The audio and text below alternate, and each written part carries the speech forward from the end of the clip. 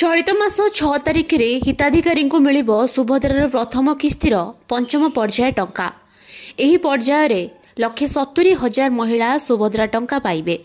सेही भली मार्च 8 तारिख अंतर्जातीय महिला दिवस रे द्वितीय किस्ती प्रदान कराजिबो।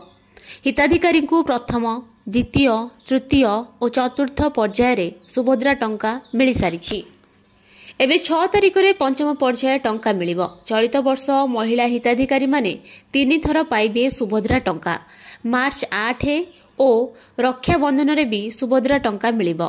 2024-25 पई आवेदन रो शेष तारिख रहिछि आसंता मार्च 31 तारिख। ता भितरे जेउ माने भी आवेदन करिवे समस्त को सुभद्रा टंका प्रदान कराजिबो। गत वर्ष राज्य में सुभद्रा योजनार शुभारंभ होइतिला। भुवनेश्वर आयोजित एही कार्यक्रम रे प्रधानमंत्री नरेंद्र मोदी जोगदे शुभारंभ करथिले। सरकार प्रतिवर्ष 2टी किस्ती रे 1 कोटी योग्य महिला को 10,000 टंका लेखाएं देबे। एहीपरि 5 वर्ष रे सेमानकु 50,000 टंका लेखाएं मिलिबो। Bureau report Sarvashakti news.